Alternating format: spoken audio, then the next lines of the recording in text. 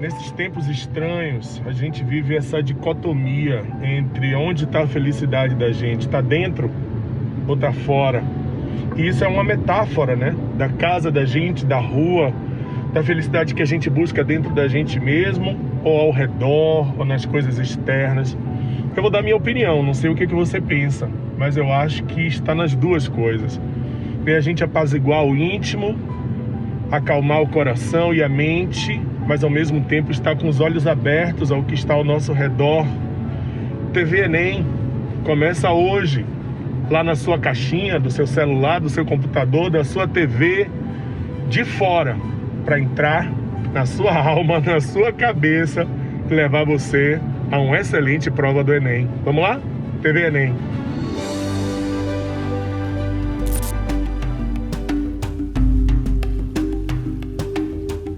Olá, tudo bem? Eu sou Miguel Reis, professor de português, amante das letras, amante da boa música e amante de uma boa conversa. Tô aqui para bater mais um papo com você sobre essa prova do Enem, sobre a prova de linguagens, no meu caso, a prova do primeiro dia que você vai chegar e brocar. Você vai se dar bem nessa prova, eu tenho certeza. Para isso, o que é que eu preciso, Miguel? Para isso você precisa estar aqui com a galera fantástica da TV Enem. Todo dia tem aula, tá certo? E você vai se preparando para as aulas aqui, seguindo o seu cronograma de estudos, estudando com a gente. Tenho certeza que você vai se dar muito bem nessa prova, tá legal? Miguel, qual é o assunto de hoje? Bom, o assunto de hoje é... O aluno gosta de perguntar, né? Então a gente vai falar a pergunta. O assunto de hoje é figuras de construção, tá? Figuras de construção. E nós vamos atacar duas figuras de construção nesse nosso encontro hoje aqui, tá certo, galera? A gente vai falar sobre pleonasmo. Olha que palavra interessante, uma palavra assim, pleonasmo, tá? E a outra, elipse. Epa, eu já estudei elipse em geometria. Que história é essa? Calma, calma, calma, muita calma nessa hora. Eu vou te explicar o que é a elipse na nossa língua portuguesa, tá legal? Mas antes, a gente vai começar com o meu lado poético. Vou largar aqui para você a minha declamação de um dos maiores autores da poesia em todos os tempos. Estou falando do notabilíssimo canalha, do Boca de Brasa, Gregório de Matos e Guerra. Se liga nesse poema. Triste Bahia, ó quão dessemelhante, estás e estou do nosso antigo estado. Pobre te vejo a ti, tu a mim empenhado, rica te vi eu já, tu a mim abundante. A ti trocou-te a máquina mercante que em tua larga barra tem entrado. A mim me vem trocando e tem trocado tanto negócio e tanto negociante. Dois quartetos de um dos mais significativos sonetos do grande Gregório de Matos, tá? Gregório de Matos chegava ali naquela região do Terreiro de Jesus e largava o doce, né? Ele ia aqui e falava, triste Bahia, meu irmão, negócio sério. Bom, não sei se vocês perceberam, nós temos uma repetição. Aliás, nós temos várias repetições, coisas que nós não vamos falar aqui agora para não dar uma fundinha em sua cabeça, sua cabeça não ficar aí pensando bobagem e tal. E a gente vai falar somente da repetição de um termo de maneira desnecessária, né? Isso é o pleonasmo. Como é que é, Miguel? Não entendi. Buguei geral. Bugou foi? Vamos desbugar esse negócio agora. Pleonasmo é a figura de linguagem que consiste na repetição desnecessária de um termo, tá? Seja ele um termo nominal ou um termo verbal da oração, tá? Isso vai ser o que nós vamos chamar de pleonasmo. Também é conhecido como redundância, tá? Então, subir para cima, descer para baixo, entrar para dentro, né? Termos que por si só já se explicam. Então, quando eu utilizo essa complementação da ideia, eu estou lançando mão do pleonasmo. Já viu como você utiliza o pleonasmo várias vezes no seu dia? Vamos lá. Gregório de Matos Miguel usou o pleonasmo onde aí? Vamos lá, você viu que eu fiz assim, ó. Triste Bahia, ao quão semelhante estás estou do nosso antigo estado. Pobre te vejo a ti, tu a mim empenhado. Pobre te vejo a ti. Viu? Te vejo. Tem um som, tem uma provocação, tem uma outra figura aí. Mais tarde a gente vai falar sobre ela, tá legal? Mas eu estou observando que a mesma pessoa, a segunda pessoa representada pelo pronome ti, e depois ela é repetida depois pelo pronome a ti. Isso acontece por uma questão bem interessante, né? O verbo ver precisa de complemento. Quem vê algo, vê alguém. Então, pobre te vejo, tá flexionado na primeira pessoa, o sujeito tá oculto, tá? E aí ele diz, ó, pobre te vejo. Vejo a quem? Te vejo. Te lá, o complemento verbal já tá lá. Ti. Aí ele repete a ti. Pobre te vejo a ti. Ele repete de maneira desnecessária do ponto de vista gramatical, do ponto de vista poético, ele está buscando métrica, ele está buscando rima, tá? Está buscando ritmo, mas do ponto de vista gramatical, ele colocou ti e a ti. Olha que interessante, bacana isso, né? Você nunca tinha prestado atenção. Miguel, eu sempre li Gregório de Matos e nunca tinha visto isso, mas agora eu estou te mostrando e agora você não vai esquecer. Essa repetição me dá aquilo que eu estou chamando de pleonasmo. Eu não. A gramática chama de pleonasmo, tá? Pleonasmo / redundância, repetição desnecessária de um mesmo termo, um termo que está ali sendo repetido sem nenhuma necessidade do ponto de vista gramatical. Do ponto de vista estilístico, do ponto de vista literário, pode ser, mas né, se não for assim, não tem, não há necessidade. Nós temos aí o pleonasmo, beleza?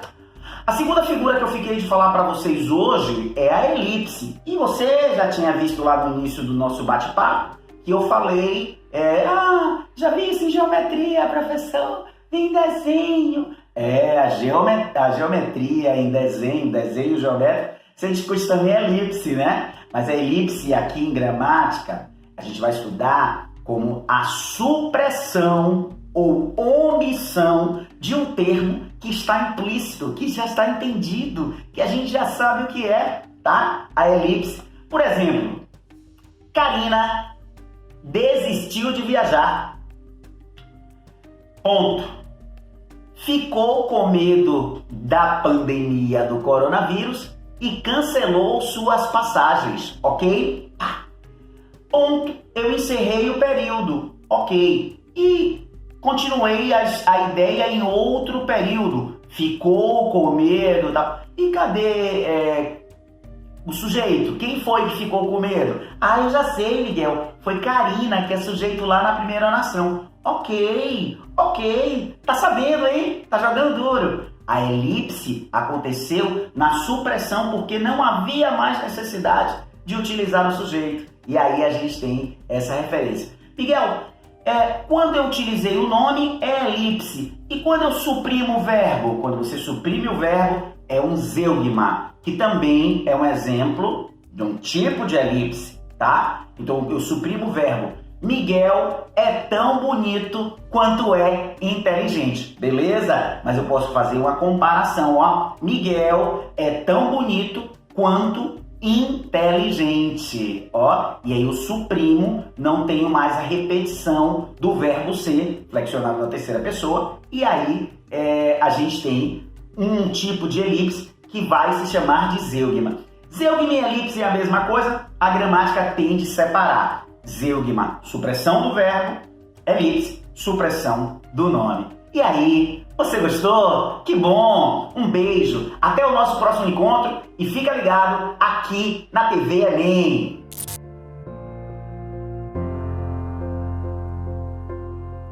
Olá pessoal, sejam todos muito bem-vindos. Eu me chamo Igor Mascarenhas, professor de História, apaixonado pelo que faço, que é o coraçãozinho, apaixonado pelo que faço. Eu queria, antes de mais nada, parabenizar esse projeto, um projeto que democratiza a nossa educação. Parabéns de coração.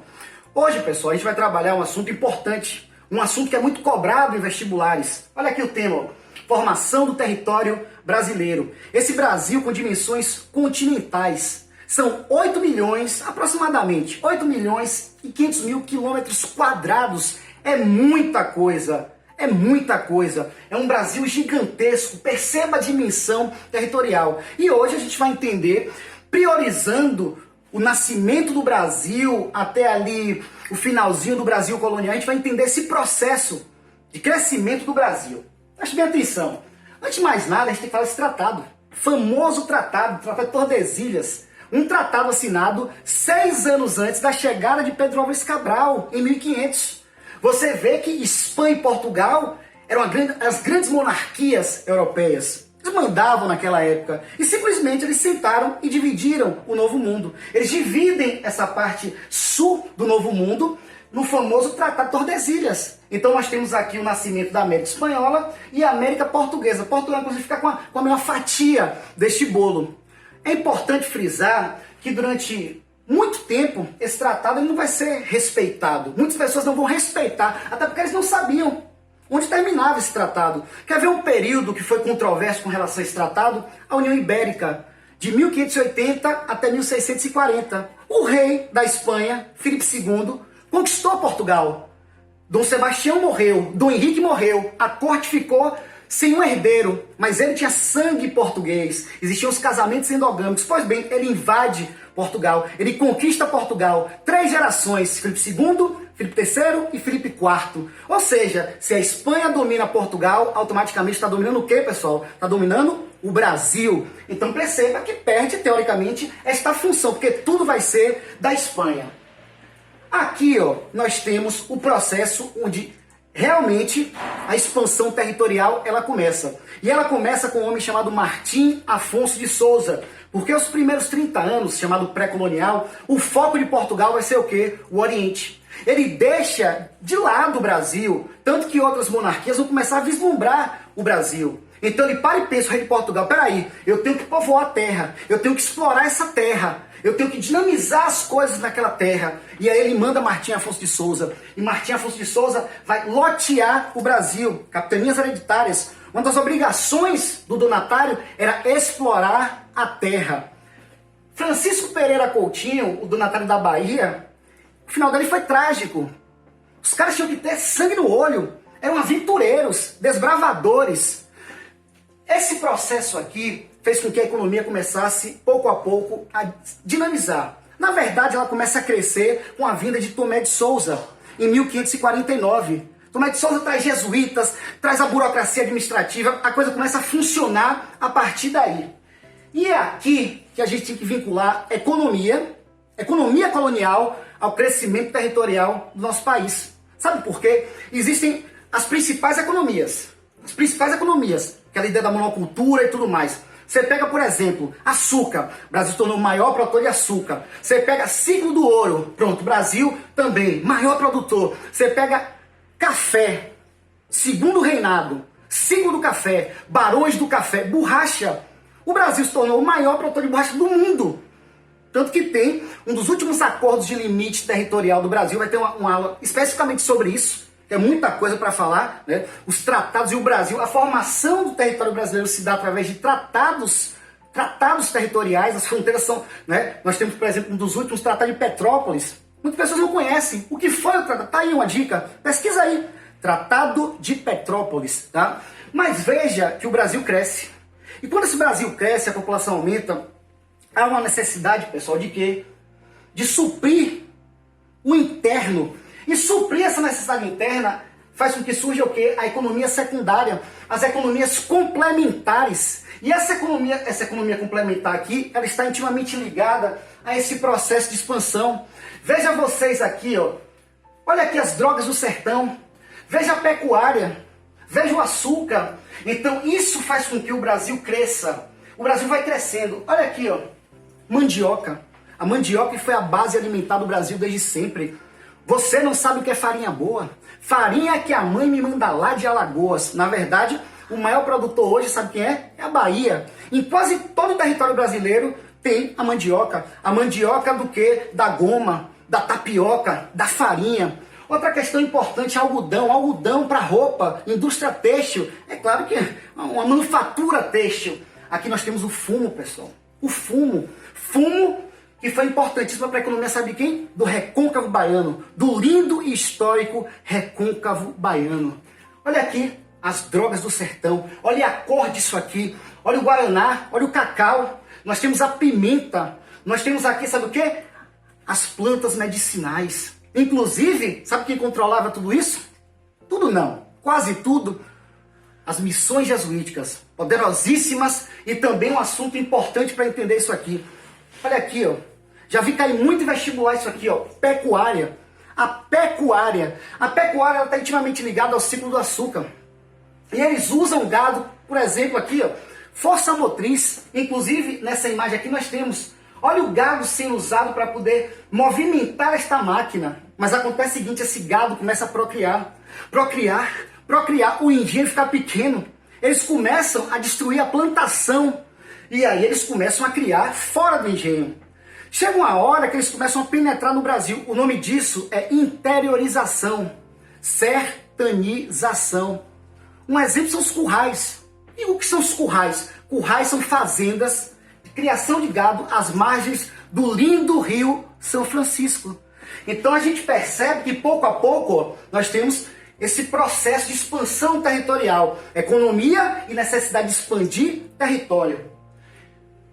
Jesuítas, missão jesuítica, Inácio de Loyola, contra-reforma. Perceba que para entender a história do Brasil, a gente tem que entender a história do mundo. Nesse caso aqui, mais a história da Europa. Os jesuítas vêm para cá para catequizar os índios. E nessa de catequizar os índios, eles se tornam poderosos, donos de terra. Eles começaram a ganhar muito dinheiro com as drogas do sertão. O sul do Brasil, para você ter uma ideia, olha aqui, ó, 7 povos. Inclusive, 7 povos e Sacramento, existe uma disputa muito grande. E quando estudarmos os limites territoriais, vocês vão entender melhor isso. Então, estudar os jesuítas é estudar o processo de formação territorial do Brasil. E por fim, pessoal, nós temos eles, os bandeirantes. Os famosos bandeirantes. Se vocês forem no Sudeste, lá em São Paulo, tem uma avenida lá chamada Avenida Bandeirantes. Raposo Tavares. As ruas, muitas ruas, nomes de bandeirantes. Eles são considerados desbravadores da região Centro-Sul. Homens brancos, mestiços e alguns índios. Porque o índio conhecia a terra. O índio sabia, a região inóspita. Muitos morriam de fome, muitos morriam de sede, muitos morriam atacados por índios, muitos morriam atacados por animais. Era uma aventura essas expedições, mas lucrava muito. Inclusive, eram expedições financiadas pela iniciativa própria. Então gerava lucro e muito lucro.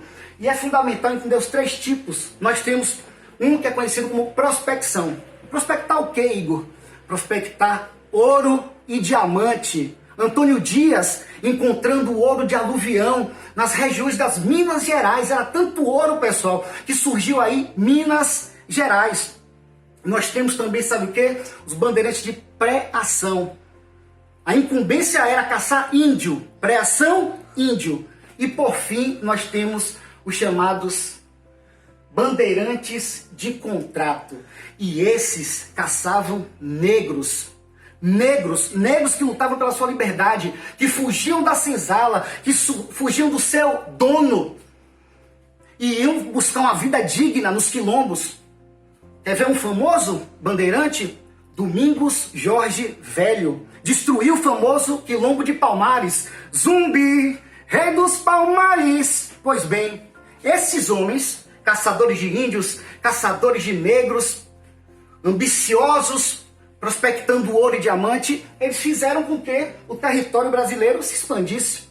Aqui nós temos as entradas. As entradas, eles caçavam estrangeiros, eles caçavam índios, eles respeitavam mais o Tratado de Tordesilhas, tá? mas eles eram financiados pelo Estado. A grande diferença é essa, financiamento do Estado. E o foco principal era o quê? Prospectar ouro e diamante. E por fim, pessoal, nós temos as monções. E se cai no vestibular, o que são monções? Agora você vai saber. Monções eram expedições fluviais. Fluviais. Simplesmente, esses homens, eles pegavam principalmente o rio Tietê, o famoso rio Tietê. O rio Tietê, aquele rio Tietê poluído. Esse rio Tietê, eles iam em um rio nunca antes desbravado por esses homens e pegavam seus afluentes. E a partir daí, sabe o que acontecia? Eles iam desbravando o oeste do Brasil e o sul do Brasil. Assim se deu a formação territorial do Brasil no período colonial. Foi um prazer imenso falar com vocês. Contem sempre conosco e até a próxima. Um beijo, valeu!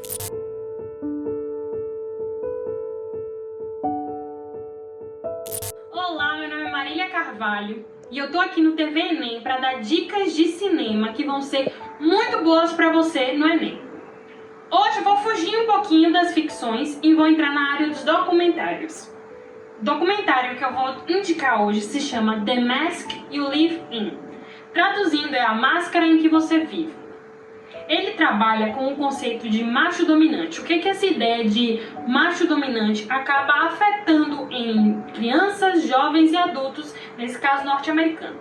Mas quando você vai assistindo e vai vendo que os especialistas e até os próprios depoimentos dos meninos, adolescentes, você vai vendo que isso acontece em qualquer lugar do mundo. Que homem nunca ouviu na sua adolescência e na sua infância a frase: não fala isso não, que isso é coisa de menina. Pra que brincar com boneco se você pode brincar com a bola? Homem não chora. Entre outras coisas, como a questão de que o homem ele precisa ser agressivo, ele não pode falar sobre os seus sofrimentos.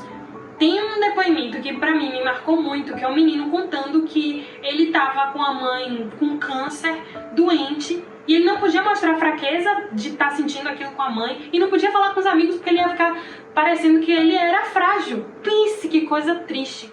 Entre outros conceitos que entram até em relação a abuso, a violência. As pessoas que vão para o cárcere às vezes são motivadas por questões de homofobia, inclusive, de agir com agressividade porque eles achavam que eles precisavam se mostrar homens. Então, assistam com muito critério, você sendo homem principalmente, e se transforme. Tchauzinho, gente! Até a próxima!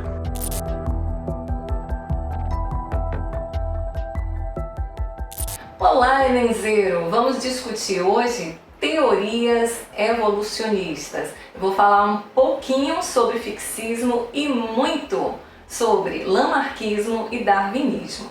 Nesse primeiro momento, é fundamental que revisemos os conceitos de evolução e adaptação.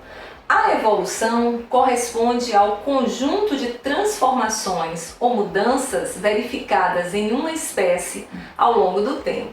Isso requer milhares de anos e nunca essa evolução vai ter um fim, porque as condições ambientais constantemente também são alteradas e isso se repercute ou na permanência ou na extinção dessa espécie. Já a adaptação ocorre em uma escala de tempo bem inferior.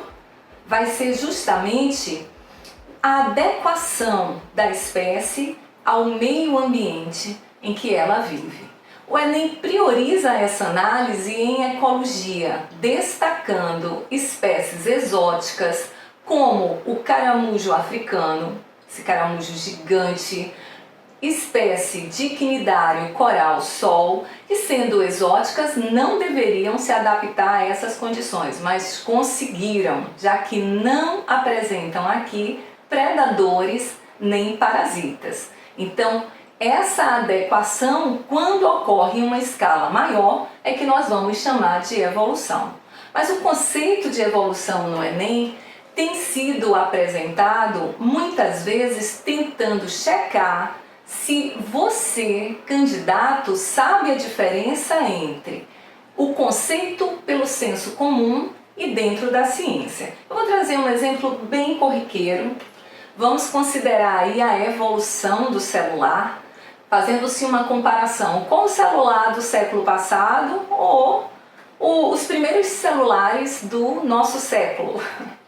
Esses primeiros celulares literalmente faziam ligações telefônicas. Diferiam do telefone fixo só pela mobilidade, né? O chamado serviço móvel. Mas hoje, o seu celular faz quantas coisas?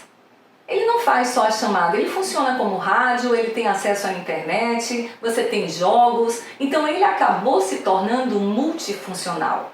Não é? É por isso que muitas vezes, quando surge um celular com uma outra função, ele é apresentado como a evolução do celular. Mas esse conceito não é aquele apresentado pela biologia.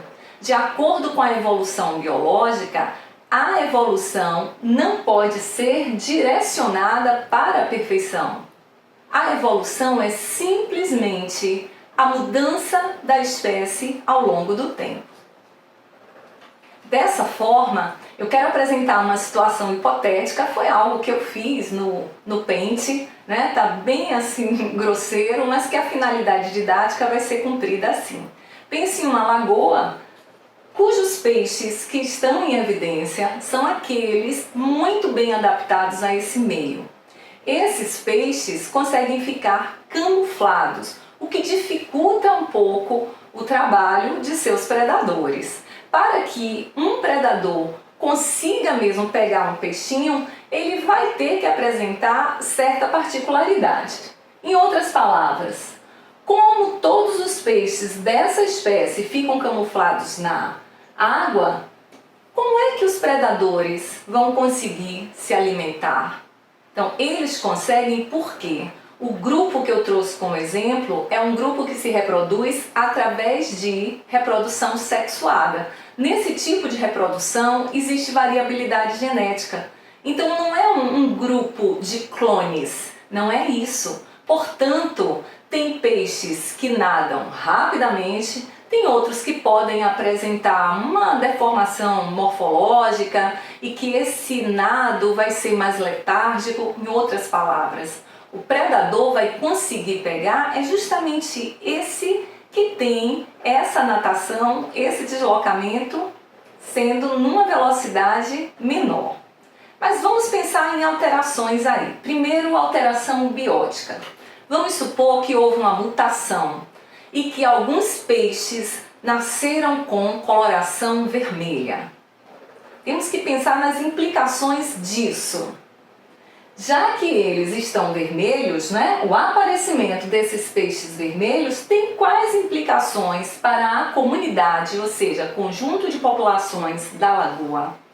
Então, pensando na população de predadores, agora os predadores vão mais facilmente conseguir não só detectar a presença dessa presa, mas também fisgar com mais facilidade. Isso já favorece, dentro da espécie desse peixe, aquele que tinha um padrão camuflado, mas que era lento no momento do escape ao predador. Então, houve consequência tanto para a população do próprio peixe vermelho, que é da mesma espécie, embora ele seja mutante, mas daqueles que eu comecei a abordagem e também implicações para a população dos predadores. Então, a impressão que a gente tem é de que o peixe que é vermelho está em desvantagem. Mas como existe uma interação entre os fatores bióticos, seres vivos, e abióticos, aqueles físicos e químicos, vamos imaginar que o ambiente mudou, né? Essas presas que aqui são muito fáceis, em uma situação em que uma fábrica se estabeleceu no entorno da lagoa e que, embora essa fábrica não produza produtos tóxicos, esses produtos que representam resíduos que são lançados na água,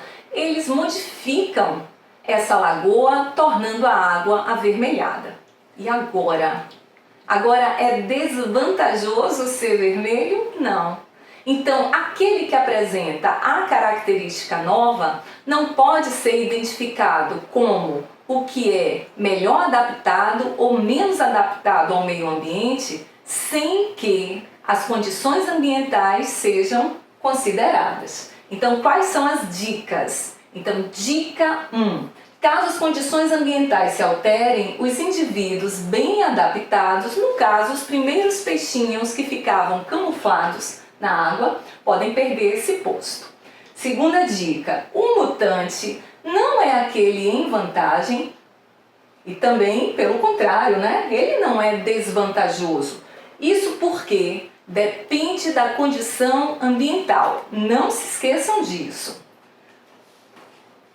Lógico que logo que a ciência começou a pensar nessa transformação, já existia uma ideia pré-existente, né? Essa ideia era a ideia fixista, a ideia de que as espécies são fixas em número, se elas foram criadas em um total X, esse total X existe até hoje, ou seja, nenhuma espécie foi extinta. E, além disso, a imutabilidade dessas espécies, ou seja, incapazes de sofrerem modificações.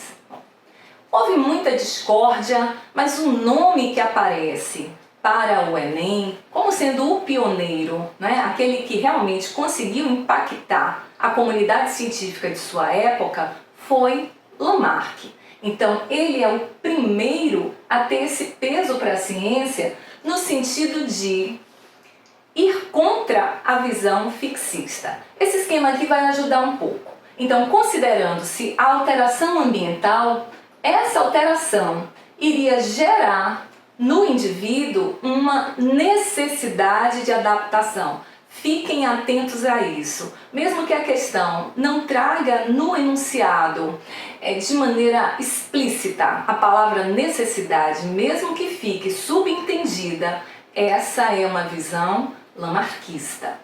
Dessa necessidade, possibilidades. Primeiro, os órgãos pré-existentes nesse indivíduo passam a ser exigidos de uma outra forma, o que poderia ser, pelo uso demasiado desse órgão, ele se desenvolvendo além do que deveria. Isso gerando o quê? Uma adaptação. Né? O exemplo clássico de prova é desenvolvimento do pescoço da girafa e de suas patas dianteiras. Então, de tanto a girafa esticar o pescoço e esses membros anteriores, ela acabou desenvolvendo-os e, por isso, esses membros são bem alongados, então pelo uso desses órgãos. Em oposição a isso, se a necessidade fosse para não usar esse órgão, né, por exemplo, a hipótese de que o animal ancestral das serpentes seria quadrúpede, mas pela necessidade, entre aspas, da serpente está escondida, à espreita, até que a presa passasse, ela ia rastejando. Então, o desuso das patas fez com que, a princípio, ocorresse a atrofia desses órgãos, combinando com o desaparecimento. Então, isso também contribui para a adaptação da espécie. Uma outra possibilidade, o órgão nem existia, mas graças à necessidade, houve o aparecimento desses órgãos. Então, visão lamarquista, centrada na ideia da lei do uso e desuso, seguida da transmissão dessas características adquiridas para a descendência. A unidade que evolui na visão lamarquista é o organismo. Já Darwin, o que ele vai trazer? Continua a ter essa visão da influência no meio ambiente. Só que o meio ambiente não é o indutor do aparecimento da característica como propunha Lamarck. O meio ambiente aqui atua como selecionador da característica vantajosa em uma população que não é clone, em uma população que tem diversidade. Bom, aqueles que têm a característica vantajosa são aqueles que vão alcançar a idade reprodutiva e ainda deixarão maior número de descendentes. Porque aqueles que têm a característica desvantajosa muito dificilmente vão conseguir atingir essa idade da reprodução. Então, de novo o exemplo do pescoço da girafa. População original apresentando girafas com pescoços e patas anteriores bem desenvolvidas, mas também com indivíduos que não tinham essas características. No período em que a alimentação se tornou escassa, de acordo com a visão darwinista, as girafas que estariam com as características vantajosas seriam exatamente aquelas capazes de se alimentar daquela folhagem que era mais alta. Então essas sim deixariam aí a descendência. Então a próxima geração já teria essas características adaptativas. Percebam que a unidade evolutiva aqui não é o indivíduo, é a população. Bom, considerando-se uma comparação entre eles, a visão lamarckista, né? Baseada nas ideias de Lamarck, que era um título do Jean-Baptiste, o Cavaleiro de Lamarck, ele era militar, ele escreve a sua obra Filosofia Zoológica em 1809, ano em que Darwin nasce. Então, Darwin já chega para uma sociedade científica que aceitava a visão do transformismo e não do fixismo, né? Da transformação das espécies. Só que ele traz uma outra ideia, né? De acordo com a visão darwinista, a evolução, a transformação das espécies seria dirigida pela seleção natural, o que ratifica, o que confirma que esse meio ambiente era selecionador e não indutor do aparecimento de novas características. Na próxima aula, nós vamos discutir mais.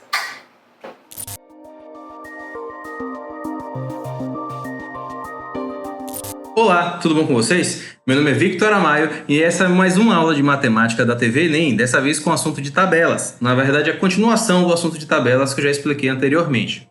Bom, aqui nós temos a questão 1, que eu vou usar a questão do Enem de 2016, segundo a prova azul, questão 175. Vamos usar aquele macete que eu já expliquei para vocês, né? Que é o quê? Vamos ler primeiro o que a pergunta quer. O paciente obteve um resultado dentro dos padrões no exame realizado no dia. Bom, o padrão é esse aqui, ó. Já está aqui bem na nossa cara, né? Qual é o padrão? Então agora vamos verificar todos os dados. Volume tem que ter entre 2 e 5. 2,5 está dentro, 2,5 está dentro, 2, correto, 4, correto, 2 está dentro também.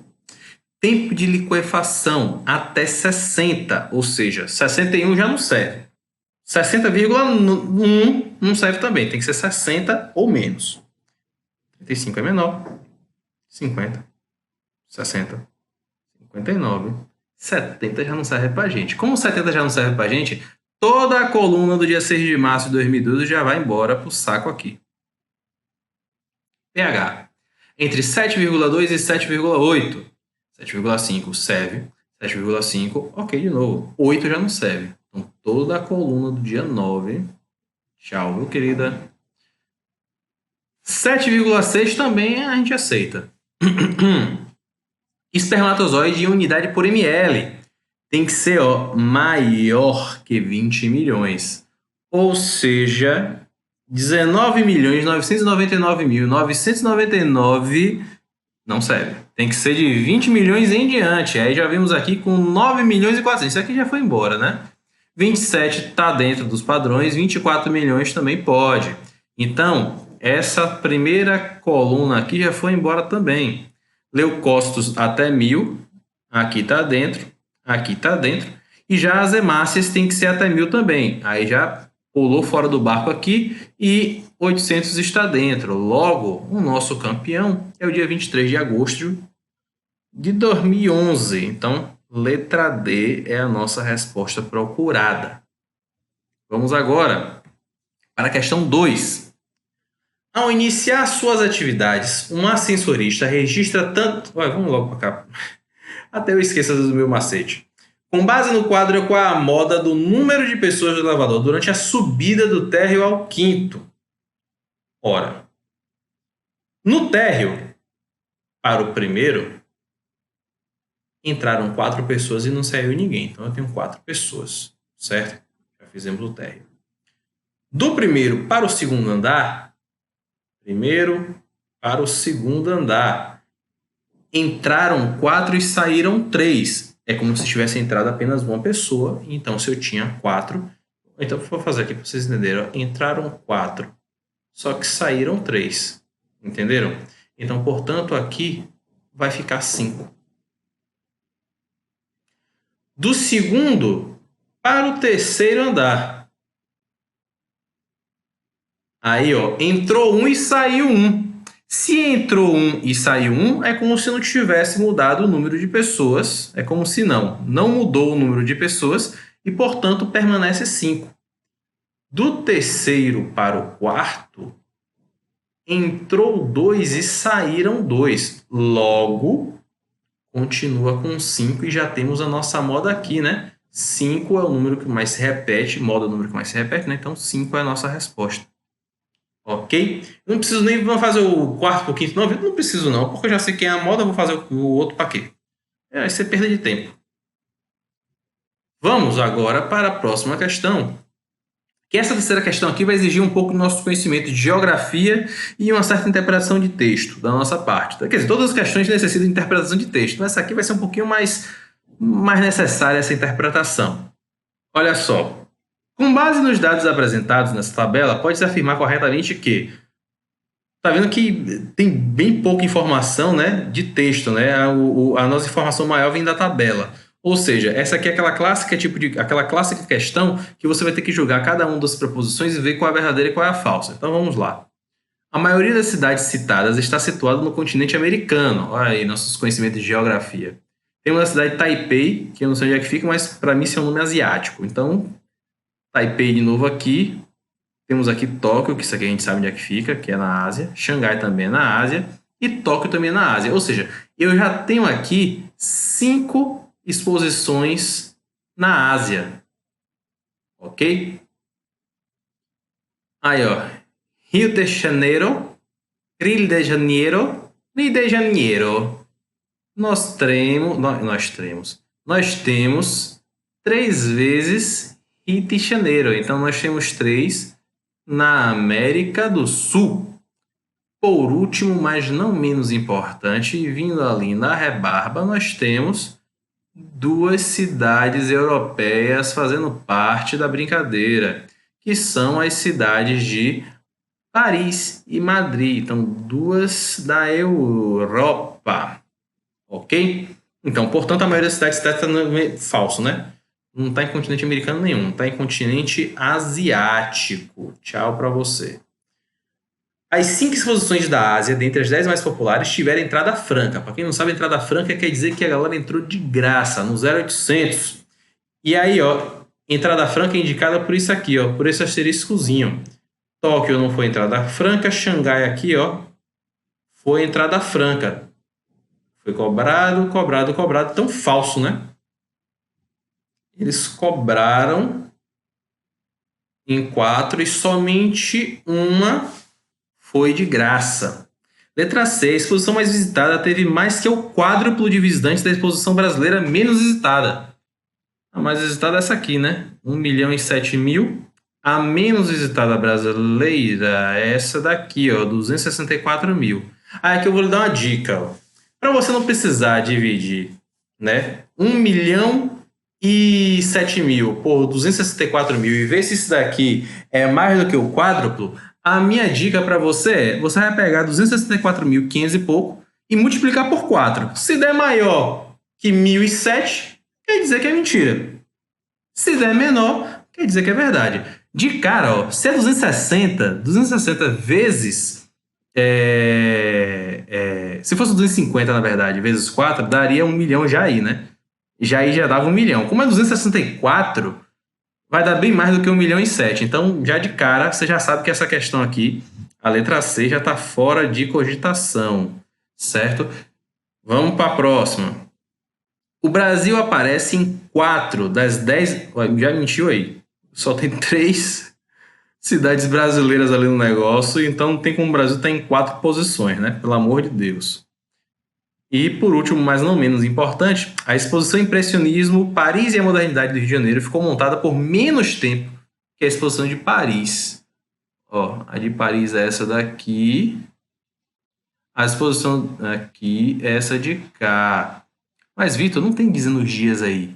Não tem dizendo os dias, mas tem dizendo a quantidade total de pessoas e a quantidade total de pessoas por cada dia. Então, eu divido o total de pessoas pelo total de pessoas de cada dia, e aí eu acho o número de dias que ficou aberto. Novamente vem agora aqui aquele macetezinho esperto, delícia, para você. Ó, eu tenho que dividir aqui 561, aí ó, já vou arredondar aqui, ó, vou botar só 561.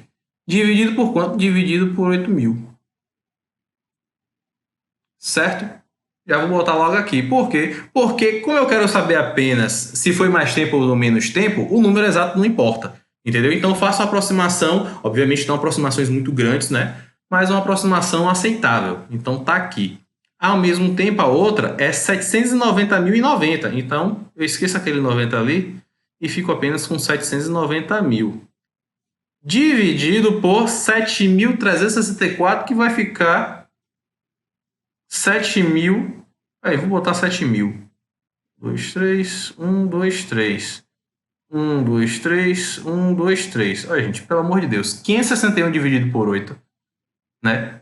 Nitidamente vai dar um número menor do que 790 dividido por 7. Só pode ser letra E. Outro motivo pelo qual também só pode ser letra E é que, se a letra A, B, C e D são falsas, eu não preciso nem me preocupar em fazer as contas da letra E, né? Mas eu coloquei aqui uma aproximação para vocês entenderem mais ou menos como é que funciona o raciocínio, ok? Espero que vocês tenham entendido tudo, certo? Muito obrigado pela atenção de vocês e espero que vocês todos façam uma boa prova. Um beijo e até a próxima!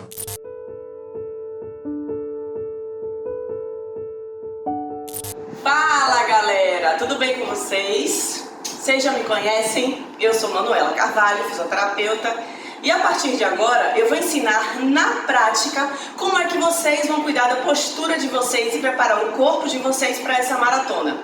Bora lá? O que precisa, Manu? Nada. Só um espaço aqui, ó, na casa de vocês, tá? Primeiramente, faz aquele exercício cardiorrespiratório que vocês já conhecem, aquela caminhada, dança, polichinelo, pula corda. Separa um espaço aqui na casa de vocês. Hoje eu vou ensinar 3 exercícios, tá? Que servem para sua postura. Melhorar toda essa situação aí da coluna, tensão muscular, dor, prevenir, melhorar na postura e trabalhar o fortalecimento já da musculatura de abdômen e paravertebrais, que é a musculatura que fica nas costas da gente. E de quebra, fortalecer também membros superiores e inferiores. São exercícios, na verdade, que a gente trabalha de uma forma global no Pilates, tá?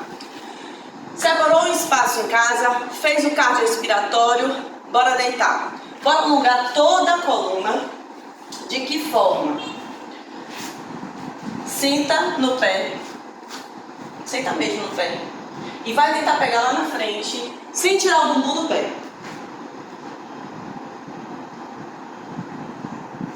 Conta 30 segundos. O nome desse exercício é bonitinho, é Maomé. Depois a gente pode partir para um exercício que todo mundo já conhece, é bem famosinho, chamado prancha.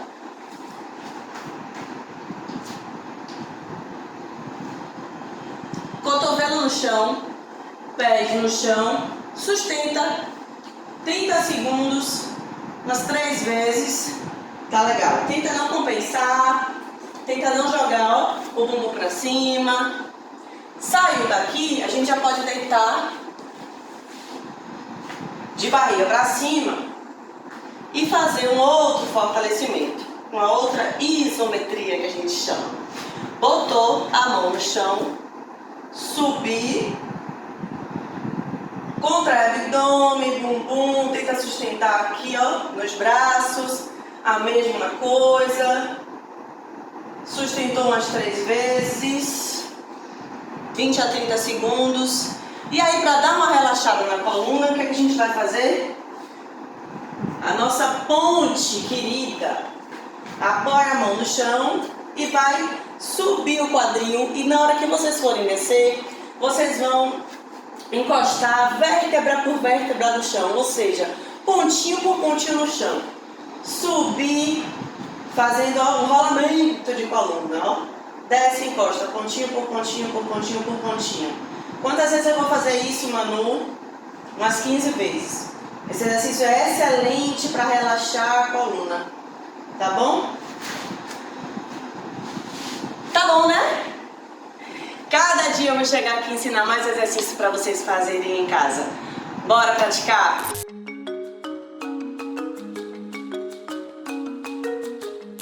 Olá pessoal, tudo bem? Eu sou Mário Rolê, professor de Física.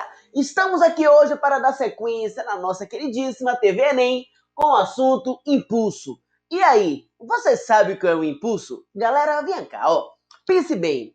Se você pega e dá um tapa em alguém, não deu um tapa não, é só um exemplo, hein? Se você dá um tapa em alguém, essa interação tende a ser longa ou tende a ser curta? Professor, eu não entendi essa interação não. Calma, observe, ó. Eu dei um tapa aqui no quadro. O tempo de contato, ele foi longo ou ele foi curto? Ele foi curto, não foi?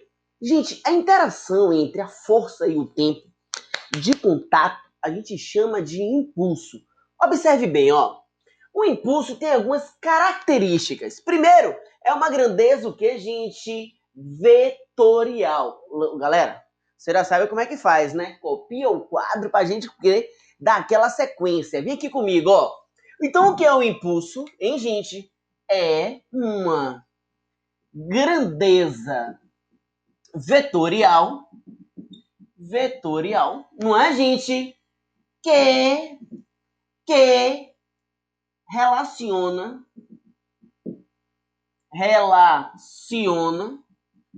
o produto força-tempo. Ô professor, eu não entendi não. Bora lá comigo, presta atenção. Vamos imaginar nosso queridíssimo Deadpool. Deb tá aqui. Galerinha, se eu pegar e aplicar uma força nele, o que vai acontecer? Essa força, não é? Dependendo do tempo que vai interagir nele, vai fazer com que ele se desloque. Ora, quanto mais tempo essa força está agindo em Deb, ele tende a adquirir uma velocidade maior. Concorda comigo? Galera, essa interação em relação ao tempo que você vai ficar em contato aqui, para fazer ele entrar em movimento, isso aqui você vai chamar de quê, gente? De impulso. Então vai depender de quem? Do tempo. Vamos imaginar, por exemplo, tá? Estamos aqui no jogador de futebol. Esse jogador de futebol, ele vai chutar uma bola. Pessoal, quando ele chuta uma bola, ele aplica uma força. O tempo de interação é que vai dar velocidade à bola ou não. Esse tempo de interação, você vai chamar de quê, gente? De impulso. Então, o que é o impulso? É a força vezes a variação do tempo. Gente, o impulso é uma grandeza vetorial e a força também. Mário, eu não entendi não. Como assim? Repare, se você aplica uma força, nela vai aparecer um impulso. Se você aplica uma força, aqui vai aparecer um impulso. Turma, ΔT é o quê? Variação do tempo. Galerinha, a força é o F. Turma, e o I é o quê? O impulso. Ô, galera, não dá mole não. Qual é a maior armadilha de física? São as unidades. Logo, o que é que você quer? O que é que eu quero falar com isso? Eu quero falar que o tempo é dado em segundo. A força é dada em Newton e o impulso é Newton vezes segundo. Só que não dá mole não. Aqui tem, ó, o pulo do gato. O que é o pulo do gato? Observe bem aqui. O impulso, ele não é vetorial? Então vamos imaginar aqui uma certa massa. Tudo bem? Essa massa você botou aqui uma força de 30 newtons e aqui você botou uma força de 10 newtons. Turma, se eu quero saber o impulso resultante, né? Quando você aplica em um tempo de 10 segundos, o que é que você tem? Impulso é força vezes tempo. Eu vou chamar isso aqui de I1, aqui eu vou chamar de I2. Você tem duas opções, tá? Como é uma grandeza vetorial, você calcula que é I1, calcula que é I2 e soma subtrai dependendo dos vetores. Ou você pode calcular a força resultante antes. Repare, gente, só tem uma força para cá. a outra para cá, então a força resultante seria 30 menos 20. Então a força resultante seria quanto, gente? 10 newtons. Impulso é força vezes tempo. Impulso é igual. Quem é a força? 10. Quem é o tempo? 10. 10 vezes 10, 100. Turma, o que você tem que dar? Não pode dar mole. Olha as unidades. Newton vezes segundos. Então a resposta seria 100. Poderia calcular separado? Poderia. Iria dar o mesmo resultado? Iria. Impulso, né? Força vezes tempo? 30 vezes 10, 300. 10 vezes 10, 100. 300 menos 100 dá quanto? Ó, 100. Exatamente. Então, pessoal, não dá mole não, tudo bem? Não dá mole não. Aqui é 2, ó. É 20. Tô dando mole. Aqui é 20. 20. Agora vem aqui comigo. Uma observação importante.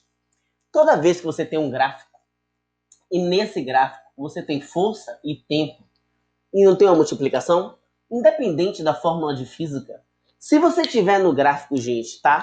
E esse produto significa que a multiplicação do gráfico, né? Essa vai ter uma área. E essa área, né? Essa área, ela vai ser igual, nesse caso, ao impulso. Turma, isso cai muito em prova. Bora aqui, né? Revisar rapidinho com o nosso queridíssimo aqui, né? Deninho da Bahia, já dei aula para vocês. Olha aqui, ó. Retângulo, triângulo e trapézio. São as três, né? As três áreas que mais caem, né? No Enem. Bora lá comigo? Como é que calcula a área de um retângulo? Diga aí pra mim. Base vezes altura. Gostei. Vocês estão participando, estão curtindo, vá? Aqui, a área é igual a base vezes altura sobre 2. Perfeito. E aqui um trapézio. Como é que calcula a área de um trapézio?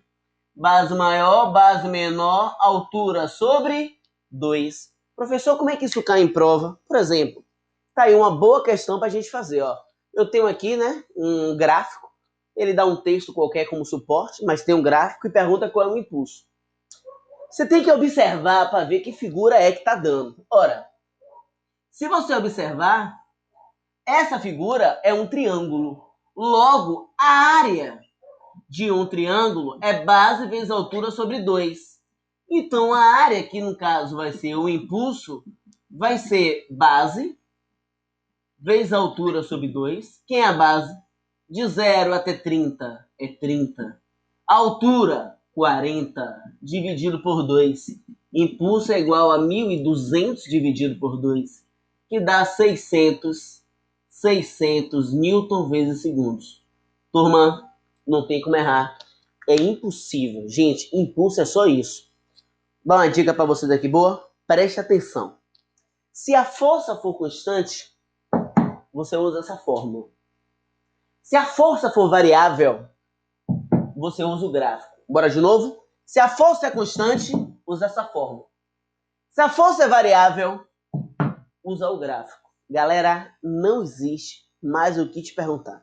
É impossível aqui, ó. É isso aqui que cai na sua prova. Pessoal, espero ter ajudado vocês. Muito obrigado, gratidão e até a próxima. Tchau, gente. E aí? Passeou por esse conhecimento? Seguiu as trilhas dos nossos mestres? Massa! Então agora você vai fazer o seguinte. Você vai parar e vai anotar tvenem.com.br, nossa plataforma.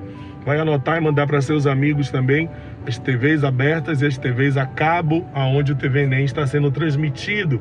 Vai procurar o TV Enem nos canais, que são lá os canais de imagem, de vídeo, canal Escritório do Pensamento, e vai guardar na alma toda essa informação para seguir adiante. Paz e luz para você.